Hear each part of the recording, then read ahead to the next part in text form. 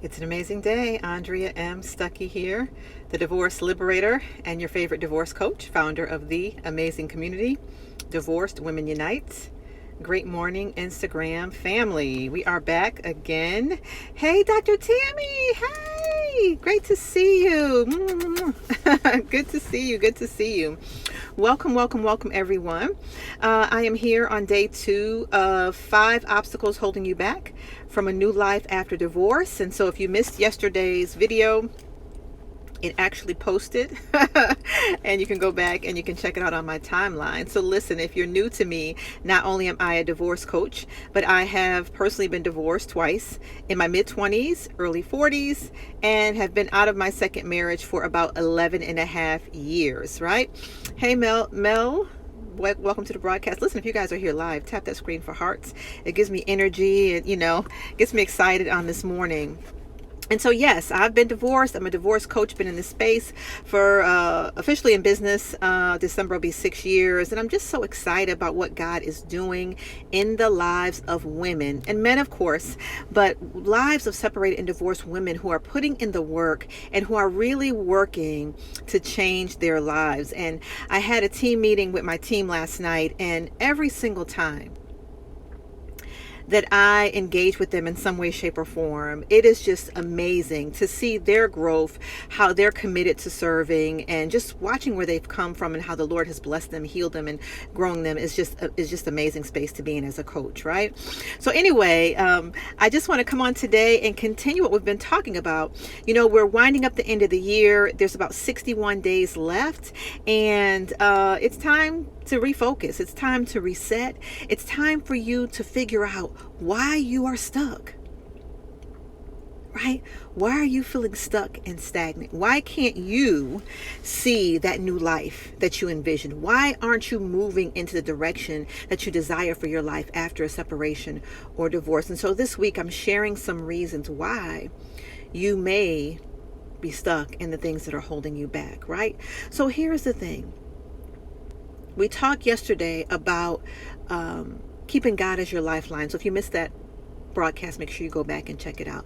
But today, one of the obstacles that's holding you back is because you think that self-care is a dirty word. You think that self-care is a negative aspect, especially as a believer, right? As a Christian, a lot of times when we hear people talking about self-care and self-love, it seems so anti-Christian, meaning that, it gives the connotation of being arrogant and nasty to other people and selfish and mean. And that is not the case at all. Self-care is necessary. And I'm going to explain to you why it's especially necessary for those of you going through a separation or have already been divorced and you're sort of on your divorce journey, right? You're healing, you're growing, you're trying to redefine yourself in this next season, right? So I have a quote I want to share with you. It says this: "It is not selfish to love yourself, take care of yourself, and make your happiness a priority. It is a necessity." Let me say that one more time for the people in the back seats. It is not selfish to love yourself, to care for yourself, and make happiness a priority. It is a necessity. If you're currently going through a divorce, if you have been divorced, you know what it's like physically and emotionally to be going through a divorce. Every aspect of your life changes in some way, shape, or form. Every single aspect. Let us not kid ourselves. No matter how many people are getting divorced, 50%, 47%, divorce is trauma. Divorce is a traumatic event. Whether one person wanted the divorce, one person didn't, both people wanted it, whether it was amicable, whatever the situation, it is a breaking and tearing of God's covenant. God joined you together as one. And to break and pull that bond apart, regardless of what has gotten you to that space, no judgment, I've been through 2 divorces, right? Is a very, very traumatic experience. It's traumatic for both individuals involved, and it's also traumatic for the children. And I think what has happened in society today is because many people have gone through a divorce that we overlook the remnants. We overlook the residue. We overlook the major changes that it does to an individual. And a lot of times what's happening is people are going on with life without healing, without dealing, and they're carrying this internal emotional baggage around for decades after. I know of adults. Well, I'm an adult, right? Older, I'm thinking of older people, older than me. I'm 52. Who they've never, if you bring up their past experience of a divorce or situation, it all rises to the surface. Their emotions, their anger, it all rises up.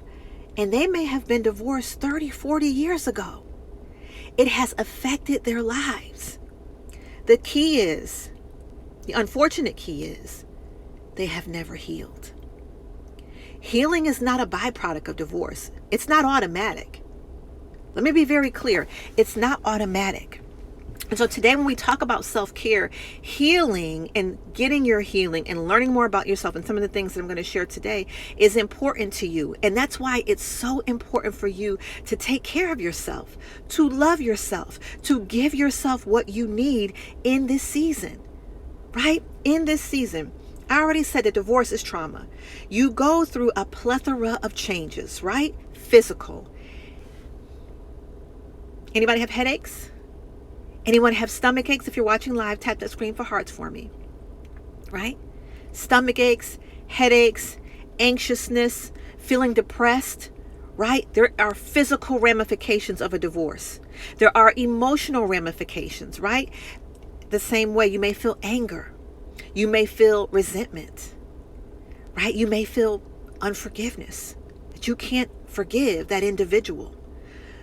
Divorce is traumatic in these ways. Financially, right?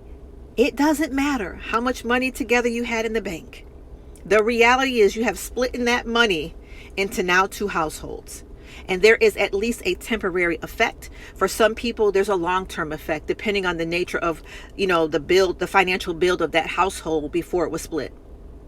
Real talk. So there are some real physical, emotional, financial, and social changes that happen.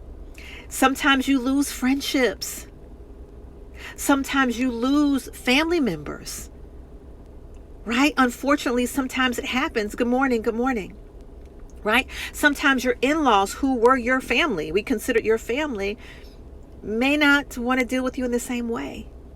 That relationship may be changed in some way, shape, or form, or totally broken. Right? These are realities. And why it's important for what we're talking about today is because you have to understand what your body is going through. And you need to take good care of yourself. It is not selfish. Because if you don't take care of yourself, everything else is affected when you're going through a divorce. And what happens is it's very difficult for most women because women generally, if you haven't gone through healing and, have really begun to actively practice self-care, generally, we will do things for other people we won't do for ourselves, and we put ourselves on the back burner. Many women who have been married have taken their visions, their dreams, and their goals and have traded them in for common goals and dreams with your partner or your mate. But you put your aspirations and dreams and goals on the back burner. And so now what happens is you become a single woman again, and you have no idea of who you are as an individual. Let me just be really clear. That's not healthy, period. So whether you determine to get in another relationship in the future, or if you're currently in another relationship, that's not healthy, right? You can come with your dreams, aspirations, and so can your mate. You can merge them, but you can still have very individual interests and hobbies and friends and live very healthy lives, right? That actually brings interest to the relationship. Right? It is not healthy at all. That's right, Angela. It's not healthy. Right? And so, being a martyr is not sexy. Okay. Let me just be really, really clear. And it is not healthy as a woman or any individual. Right? That self-sacrificing of laying down your life for someone else. The only person who had the authority really to do that for a real purpose is Jesus Christ. Right? We are not here to be martyrs as believers. Right? Yes, we can care for other people. Absolutely. And we should give to other people. I'm all about serving. That's what I do for a living, if you will. Right? But you've got to take care of yourself. You've got to love yourself. And sometimes we have to learn how to do that all over again. And when you think that self-care is a dirty word, or you think that self-love is selfish, or, then that is going to hold you back from growing. That is going to hold you back from experiencing a wonderful new chapter of your life. When you begin to focus on yourself, when you begin to care for yourself and give yourself the things that you need, compassion, respect for yourself, time for yourself, right? Physical care for yourself. How many women don't go to their doctor's appointments, but make sure their kids go to their doctor's appointment? How many women don't go have regular dentist checkups every 6 months? But you make sure your kids have their dental checkups every 6 months. And that can be a plethora of things. How many women don't exercise regularly, but you take your kids to sports 3-4 times a week? Right? Take care of yourself. Yes, Angela, and forgiveness is a part of that. Forgiving yourself as well is a part of self-care and self-love. Right? Understanding that we are imperfect, but taking care of ourselves along the journey and throughout this process, right? Self-care is not a dirty word. It is a word to embrace and to apply to your life, not just because you're healing and going through a divorce, but forever, because you're worthy of the time and attention that you need, right? To be at your highest or your best self every single day. You must put your needs before others. So here are some examples of doing that. And there are tons of ways. We're all different. We all have different needs, right? The first way, and I talked a little bit about this on yesterday, quiet time. Time with God, right? But time to just sort of relax. Whatever that looks like for you. It could be reading. It could be music. It could just be resting without necessarily sleeping. It could be a nap, right? But you need those moments to sort of reset, because we all have busy lives in some way, shape, or form, right? But we need to take out and compartmentalize time for ourselves. So some form of quiet time. The second thing is exercise, right? And when I say exercise, it's not all about the physical appearance of exercise, which that's good too, right? If we want to lose weight, stay toned, stay in shape, stay strong as we're getting older, right? But exercise releases those endorphins in your brain, those happy feelings. Right? So not only is it physical, it's an emotional experience as well. So when you're getting up your heart rate, whether it's through walking, dancing, aerobics, whatever it is, riding the bike, riding the elliptical, whatever that is for you, but getting that heart rate elevated, right? It's helpful for your thought process. It's helpful for your moods, your attitude. Do your own research. You can check this out. Okay? Exercise is one of the ways that I have found throughout my entire life to help deal with my stress and to manage situations and circumstances and challenges that have come in my life. Exercise is an outlet for me, right? I love putting on my headphones, going to the gym or taking a walk and just zoning out, right? In whatever space I'm in, whether it's music, whether I'm listening to a sermon, or whether I'm listening to an audiobook or a podcast. That's my special time and my special space for myself, right? And so perhaps that can be a way that you can sort of find that space for yourself as well. The third thing is journaling. I believe in the power. There's power in journaling. I actually have a liberation journal that's available on Amazon.com. Right? bit.ly/liberation journal. I think there's an ebook you can purchase as well. Getting those thoughts, getting those feelings that you're going through during a separation or divorce, getting them out on paper for only you to see, right, is a form of self-care, of self-love, because you're helping yourself emotionally by getting those feelings out and being able to look at them on paper, if you will, and reflecting back on how you felt 2 weeks ago, how you felt a year ago, being able to see, hey, I thought that way a year ago, but now I'm in this place. It allows you, it shows your growth and your change, or it can show your recurring themes in areas of life that you've been challenged with for years, right? And it's a great tool, right, for self-love, for self-care, for you to become more self-aware, for you to become more self-aware. Thirdly, support. The way that you love yourself, the way that you care for yourself, is allowing yourself to have supportive systems in your life, right? No man or woman is an island. No man or woman is an island. And sometimes when we're going through a separation or divorce, because of what we're dealing with or what we've come out of, we may want to keep it to ourselves. And you have that right? But we don't want to get around other people. We sort of isolate ourselves, right? But there's so much more fulfillment in having support, genuine support, not fake support. A lot of fake supporters out here, okay? Right? But genuine love and support from friends, family.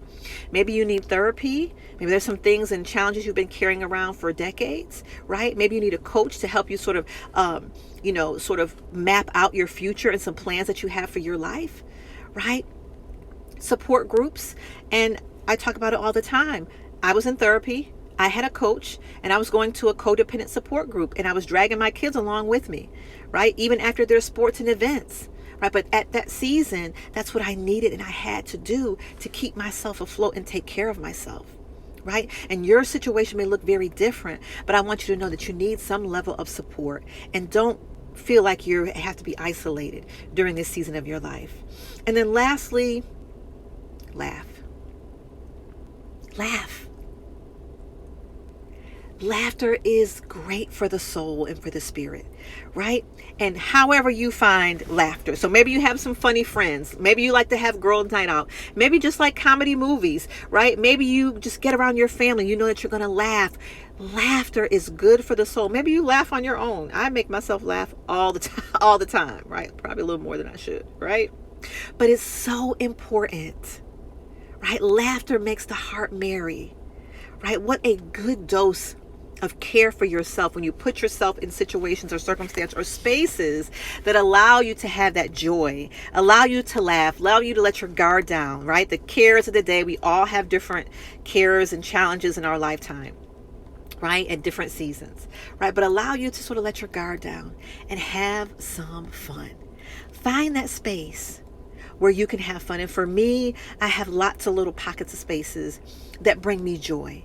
I have hobbies, extracurricular activities. You guys have seen I jump double dutch, right, every other Sunday with some women here in the Richmond, Virginia area, which is absolutely the most fun. We are able to just bring our childhood back, test our little, exercise and our physical skills, right? And we just have a great time.